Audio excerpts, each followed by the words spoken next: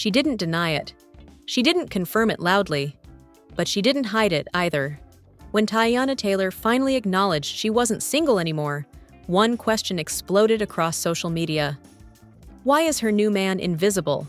No red carpets, no tagged photos, no interviews, and no explanations. What made people even more curious wasn't just the secrecy, it was the rumors. Whispers that this man isn't just private, he's powerful, wealthy, connected, and very intentional about staying out of the spotlight. So why now? Why confirm the relationship but hide the man? And what does silence protect when money, influence, and privacy collide? Stay with us, because this isn't just about romance.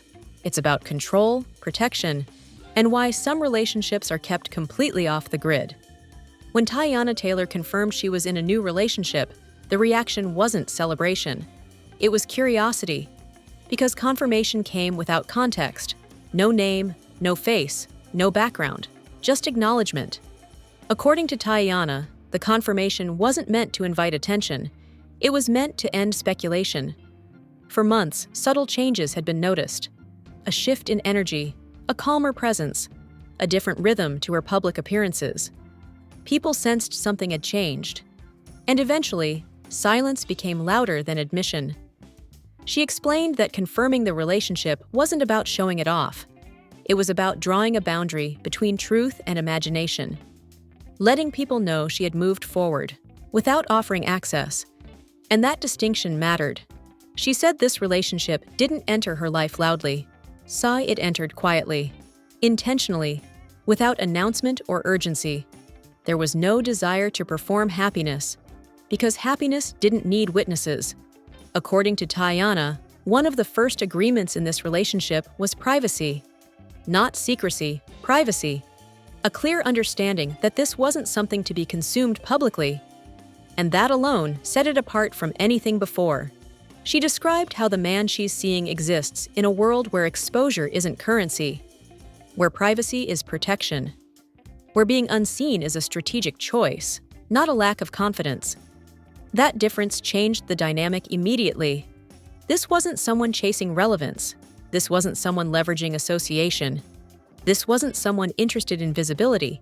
He was interested in distance, and that distance was deliberate. She said that the more people speculated about his wealth, the more she understood why he stayed hidden. Wealth, when paired with visibility, invites expectation, scrutiny, entitlement. He didn't want any of that. According to Teyana, the relationship grew without timelines, without pressure, and without public validation. There were no staged appearances, no coordinated moments, just consistency. And consistency, she said, feels different when no one is watching. She explained that after everything she had experienced publicly, privacy felt like relief, like oxygen, like space to exist without performance. She wasn't hiding love. She was protecting peace. She acknowledged that people struggle with relationships they can't see. Visibility has become the standard for legitimacy. If it's not posted, it's questioned. But she challenged that idea directly. Not everything meaningful needs documentation. She confirmed the relationship because she didn't want her growth to be misinterpreted as loneliness. But she refused to turn it into content. That refusal was intentional. She also addressed the assumption that hiding him meant shame or uncertainty. She dismissed that completely. According to Teyana, the reason he remains hidden is because exposure would change the relationship, and not for the better. Power dynamics shift when the public enters. Expectations form, opinions invade, boundaries blur. And this relationship was built on boundaries. She said something revealing. The right people don't ask for visibility. They respect invisibility. That statement reframed everything. She described how wealth, in this case, wasn't flashy. It wasn't performative. It was quiet, structured, secure. The kind of wealth that doesn't need attention. And that difference explained the secrecy more than anything else. This man didn't want to be introduced. He wanted to be excluded. Excluded from commentary. Excluded from assumptions. excluded from narrative, and she respected that. She said confirming the relationship was her choice. Hiding him was their choice. And that distinction was important. She wasn't being controlled. She wasn't being silenced. She was being aligned. She explained that alignment feels different from compromise. It doesn't require justification. It doesn't create tension. It simply makes sense. And for the first time in a long time, her relationship existed without explanation. That alone made it powerful. Because when someone has nothing to prove, they stop proving things. And that's where this story actually begins. Not with mystery, but with intention. When rumors about Teyana Taylor's new relationship began circulating, one detail overshadowed all the others. It wasn't his name. It wasn't his background. It was his wealth. According to Teyana, the moment people realized her new partner wasn't just successful, but extremely well-positioned, the tone of curiosity shifted. Speculation became obsession. Privacy turned into suspicion. And that reaction explained everything. She said people misunderstand quiet wealth. They expect visibility, flash, symbols. But real financial power often moves in the opposite direction. Away from attention, away from commentary, away from public access. Her new partner exists in a space where exposure isn't flattering. It's risky. According to her, his world is built on discretion, deals that never make headlines, influence that doesn't need validation, circles where privacy isn't optional, it's expected. Bringing that world into public view would change it. And not in a good way. She explained that visibility introduces variables money alone can't control. Narratives, assumptions, opportunism. Once a name becomes searchable, access multiplies. And access is expensive. She said one of the first conversations they had wasn't about fame. It was about boundaries. Clear ones. Firm ones. The kind that don't get negotiated later. He didn't ask her to hide him. He asked to stay out. Out of commentary. Out of speculation. Out of being reduced to a headline. According to Teyana, that request didn't feel restrictive. It felt familiar. After years of public scrutiny, the idea of something being untouched by opinion felt grounding. She described how wealth at that level changes relationship dynamics. People approach differently. Intentions blur. Motives get questioned. Suddenly, everything feels transactional. Privacy protects against that. She acknowledged that people assume hiding a wealthy partner means control or imbalance. She rejected that narrative completely. This wasn't about power over her. It was about shared strategy. She said something revealing. Not everything valuable wants to be seen. That mindset shaped how the relationship evolved. No rushed introductions. No public milestones. No external pressure to perform romance. Just consistency. She explained that money attracts attention, but attention attracts entitlement. And entitlement erodes authenticity. By staying hidden, wherein he avoided becoming a symbol instead of a person, and she avoided becoming a storyline again. According to Teyana, this relationship forced her to unlearn something. The idea that love needs witnesses to be real, that legitimacy comes from visibility. In his world, legitimacy comes from discretion, and that difference changed how she approached everything. She said that wealth isn't just about money, it's about insulation, about layers of protection built over time. Privacy is one of those layers. Removing it exposes everything underneath. She also spoke about how people project narratives onto rich, unseen partners. Control, manipulation, secrecy, but projection often says more about observers than reality. She wasn't hiding him because she was unsure. She was hiding him because she was secure. Security doesn't seek confirmation. She explained that if she wanted visibility, it would be effortless. A single post, a single appearance, a single tag. But she didn't want that. She wanted something untouched. She wanted to experience a relationship without the weight of interpretation, without people measuring authenticity by aesthetics. According to Teyana, wealth magnifies everything: expectations, pressure, stakes. And in that environment, privacy becomes an act of preservation, not secrecy. Preservation. She said that the more she saw how easily narratives formed around money, the more she understood why he guarded his anonymity so carefully. Being known invites leverage. Being unknown maintains autonomy. Autonomy is priceless. She also acknowledged that hiding him frustrates people. Curiosity turns into suspicion when access is denied. But that reaction only reinforced her decision. If privacy makes people uncomfortable, it's usually because they feel entitled to access. And entitlement has no place in a healthy relationship. She described this phase as refreshing. For the first time, her relationship wasn't something she had to manage publicly. It existed in real time, not online time. No countdowns, no speculation cycles, no narratives to correct, just life.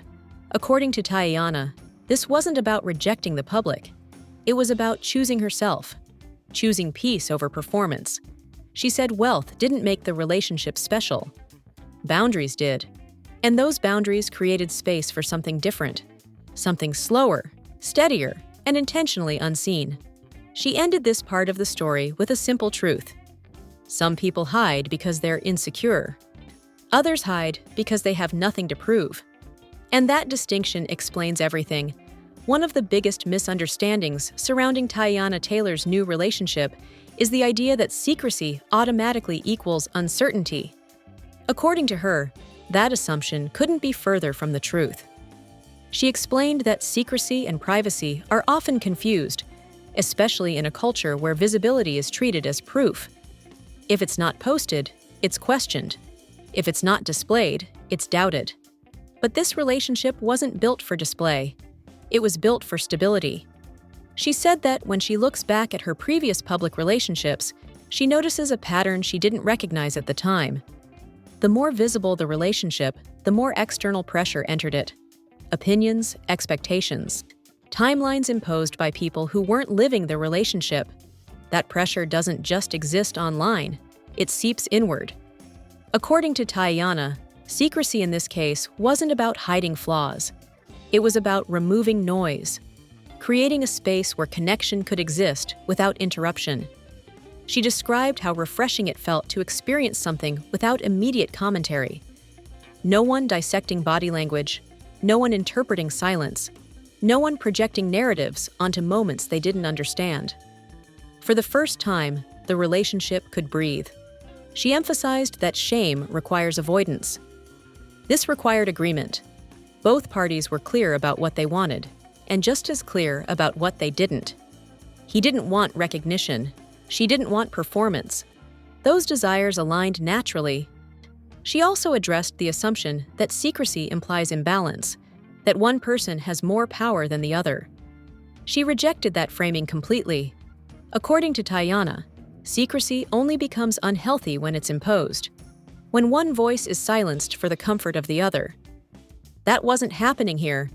She wasn't being hidden. He was being excluded by mutual choice. She explained that there's a difference between being invisible and being protected. Invisible means erased. Protected means preserved. This relationship was being preserved. She said something important. When something matters, you don't rush it into public judgment. That mindset shaped everything. There was no urgency to define the relationship for others, no rush to legitimize it through exposure. Legitimacy existed internally. According to Teyana, secrecy allowed her to show up differently, without expectation, without defensiveness, without the need to manage perception. She wasn't anticipating headlines. She was experiencing life. She also spoke about how this approach challenged her ego in a healthy way. Public validation had once felt affirming. Now it felt unnecessary. She realized she didn't need her happiness to be acknowledged to be real. That realization changed her. She said that secrecy created safety, not just for him, but for her. Safety from comparison. Safety from pressure. Safety from being reduced to a storyline again. She had already lived that version of love. She didn't want a sequel. According to Teyana, this relationship introduced a new rhythm. Slower, quieter, less reactive, more grounded. There was no rush to define the future publicly, no pressure to answer questions that didn't belong to anyone else. And that absence of urgency was revealing. It showed her that peace doesn't announce itself. It settles in quietly. She also acknowledged that secrecy frustrates people because it disrupts entitlement. When access is denied, curiosity intensifies. But that doesn't make secrecy wrong. It makes boundaries visible. She said the irony is that the more people demanded visibility, the more confident she became in withholding it. Because anyone who respects her understands why she'd choose peace over performance. She wasn't trying to convince anyone. She was choosing alignment. According to Teyana, this relationship taught her that love doesn't need to be defended. It doesn't need explanations. It doesn't need approval. It needs consistency, and consistency thrives in privacy. She described how secrecy also protected the relationship from premature judgment, from expectations it hadn't earned yet, from projections based on past experiences that didn't apply. People often bring old narratives into new spaces. Privacy prevents that.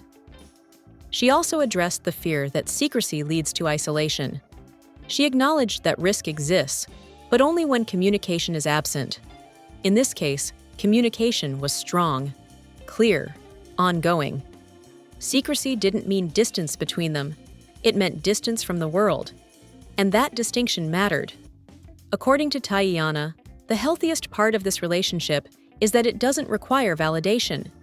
It exists whether people understand it or not. That independence is powerful. She said that once she stopped explaining herself, she stopped questioning herself. The relationship felt lighter because it wasn't carrying the weight of external opinion. She framed secrecy as a filter. Not everyone deserves access. Not every moment needs witnesses. Not every relationship needs an audience.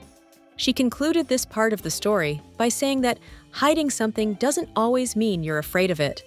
Sometimes it means you're protecting it from unnecessary interference.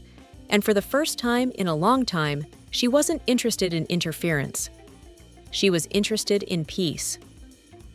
According to Teyana Taylor, something unexpected happened once the relationship stayed hidden long enough. The power shifted, not outwardly, internally. She explained that when a relationship exists without public validation, it forces both people to confront the reality of why they're there. There's no applause, no audience, no external incentive to perform affection, only intention, and intention changes behavior. She said that keeping him out of the spotlight removed an invisible pressure she hadn't realized was always present before. The pressure to look happy, to confirm stability, to reassure the public that things were good. Without that pressure, the relationship didn't need maintenance for appearances. It needed honesty. According to Teyana, honesty flourishes when there's no one watching. Conversations became more direct, boundaries clearer, expectations more realistic. There was no benefit to pretending. She also noticed how hiding him prevented premature power struggles. In public relationships, visibility creates hierarchy. Who's more famous? Who's more successful? Who gets blamed when things shift? Privacy dissolved that. In this space, there was no comparison, just partnership. She described how her new partner's wealth, which many assumed would create imbalance, actually did the opposite. Because it wasn't displayed, it didn't dominate the dynamic. It didn't become a topic. It didn't define roles. Money didn't lead. Values did. She said that was intentional. According to Teyana, power in relationships often shifts when outside voices enter. Advice, judgment, expectations disguised as concern. Privacy neutralized that interference. No one could whisper narratives into the relationship. No one could weaponize opinion. That silence from the outside allowed truth on the inside. She explained that one of the strongest outcomes of staying hidden was trust. Not blind trust, earned trust. The kind that forms when two people choose consistency without witnesses. There were no performative gestures, no public milestones to rush toward, no pressure to prove seriousness. Seriousness showed up naturally. She described moments where disagreements felt safer because they weren't dramatized, where vulnerability didn't feel risky because it wouldn't be dissected later. Privacy turned conflict into growth instead of spectacle. According to Teyana, that environment changed how she showed up. She stopped negotiating her needs, stopped minimizing discomfort, stopped anticipating how things would look. She spoke plainly, and plainness is powerful. She realized that when there's no audience, manipulation loses its leverage. You can't posture, you can't perform. You either show up or you don't.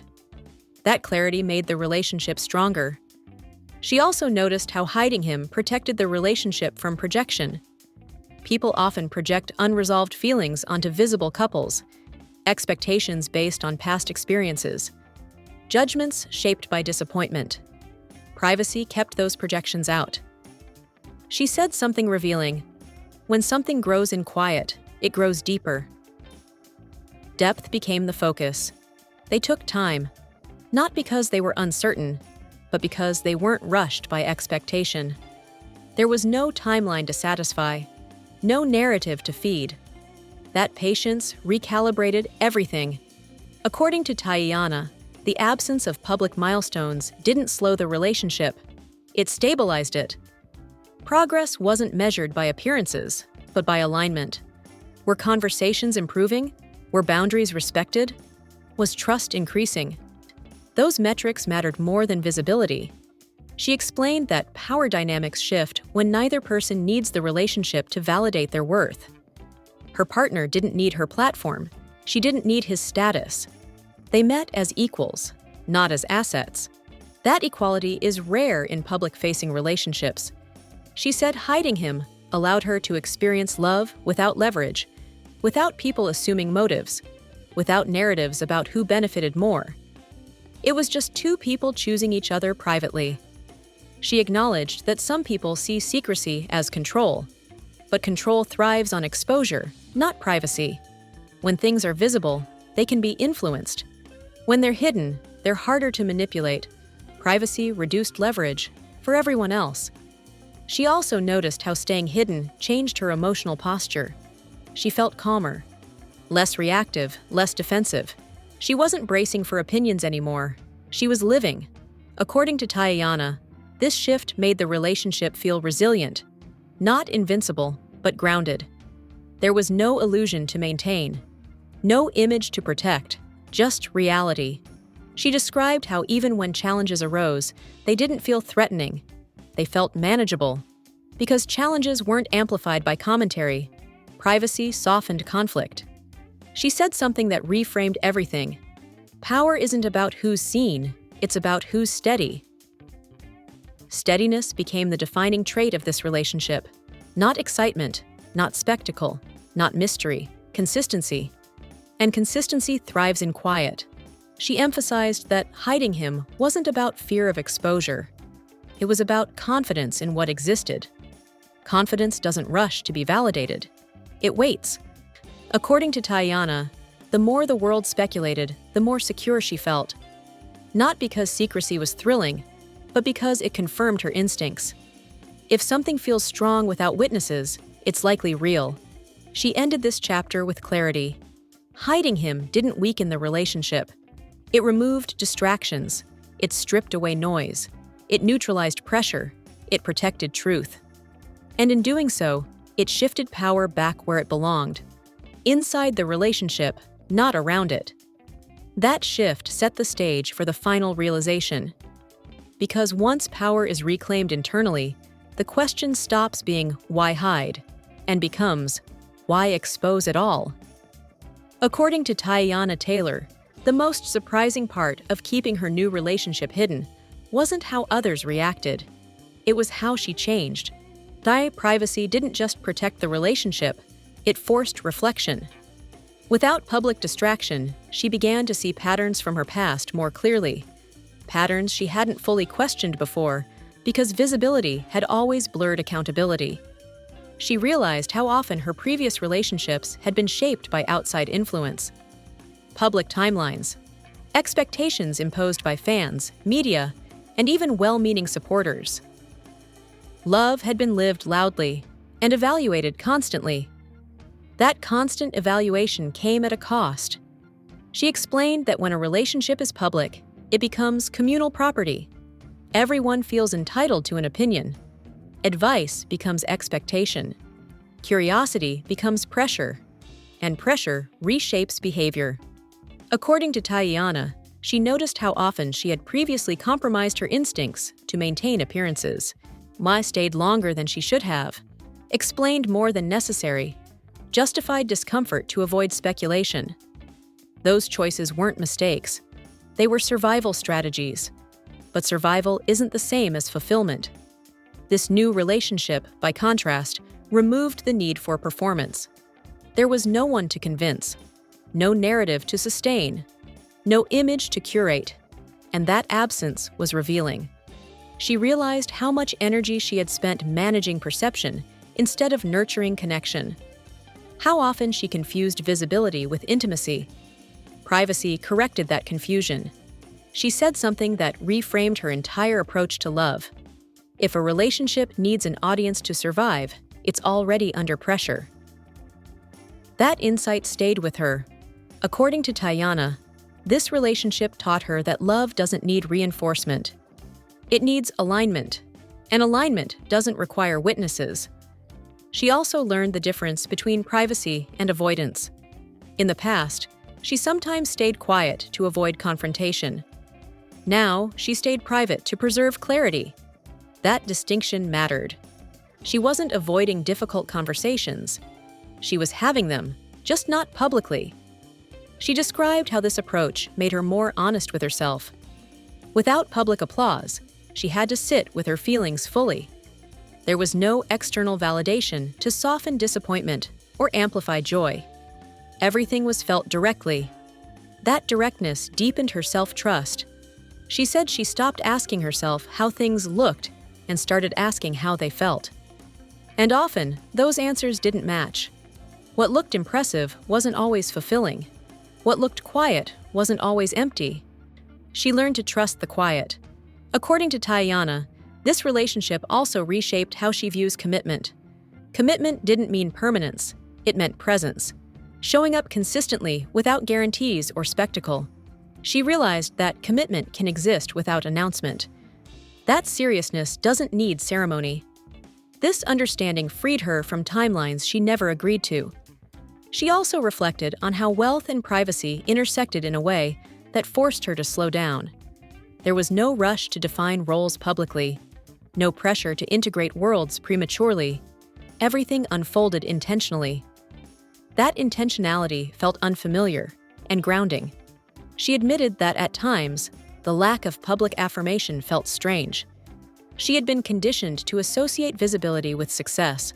Quiet felt like absence, until it didn't.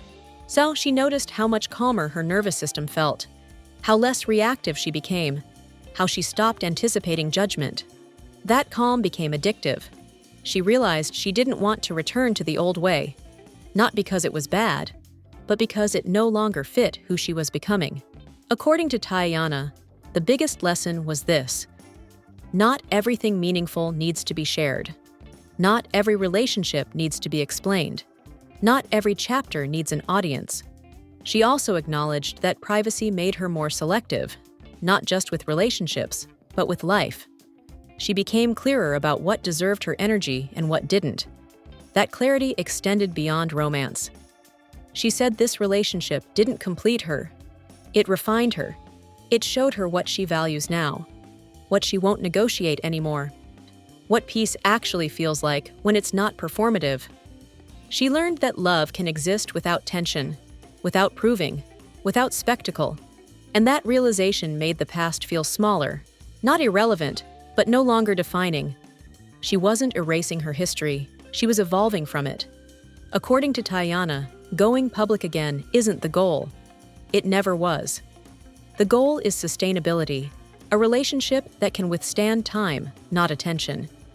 She said that if the world never sees him, that doesn't diminish what exists. It protects it. And if one day she chooses to share more, it will be from abundance, not pressure. She closed this chapter with clarity, The old way taught her visibility. This way taught her discernment.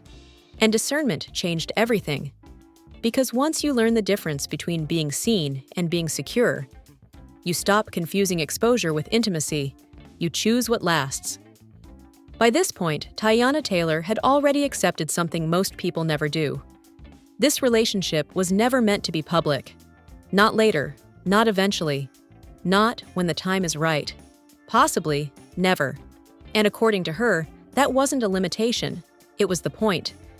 She explained that people often assume privacy is a phase, something you grow out of once a relationship feels secure enough. But in her case, security is the reason privacy exists. She doesn't hide him because she's unsure. She hides him because she's certain of what she wants, certain of what she won't repeat, certain of how much peace costs, and how easily it can be disrupted. She described how her life changed once she stopped preparing relationships for public consumption. And no anticipation of reactions, no management of expectations, no pressure to introduce, explain, or justify. Life simplified, and simplicity brought stability. According to Teyana, permanence doesn't require proof. It requires consistency. And consistency doesn't benefit from an audience. She said something that reframed the entire narrative. Some things last longer when they're not observed. That mindset shaped her decision moving forward. She explained that introducing him publicly would change the relationship immediately. Not because of insecurity, but because exposure alters dynamics. People project, compare, interpret, decide, and once those forces enter, they never fully leave. She asked herself a hard question. What would visibility add, other than noise? The answer was clear: nothing essential. She didn't need public affirmation. She didn't need validation. She didn't need approval. She already had what mattered. According to Teyana, choosing permanent privacy wasn't about hiding joy. It was about preserving normalcy, the ability to exist without being evaluated, to love without commentary. That normalcy felt rare and precious. She also acknowledged the curiosity would never fully disappear. People will always want to know who he is, what he does, how powerful he is, how much he's worth. But curiosity doesn't create entitlement. She said the more people demanded access, the more certain she became that access wasn't necessary, because anything that needs defending publicly is already under strain. She described how this decision reflects a larger shift in her life, not just romantically, but philosophically, when she no longer believes everything meaningful needs to be shared to be real. Privacy became a value, not a tactic. She said that once she stopped feeding narratives lost interest. The mystery remained, but it softened. The obsession faded, and what remained was her life. She emphasized that this choice didn't come from fear of exposure. It came from clarity about consequence. She knows exactly what public attention does to relationships. She's lived it, and she's choosing differently now. According to Teyana, permanence isn't measured by how long something stays visible. It's measured by how long it remains intact, and integrity doesn't require spectators.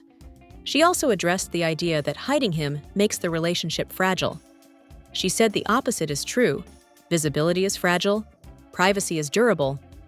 Privacy allows room for growth, mistakes, change, recalibration, without judgment.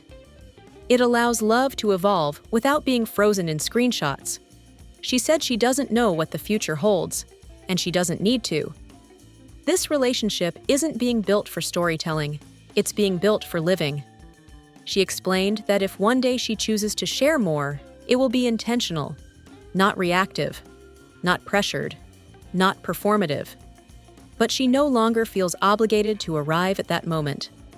Because the most powerful choice she made wasn't confirming the relationship, it was deciding what parts of her life no longer belonged to the public. She closed this story with calm certainty, not defiance, not secrecy, not mystery for attention, just boundaries. And boundaries, she learned, are how peace survives. This wasn't about hiding a man. It was about protecting a life. And for the first time, she wasn't negotiating that protection with anyone.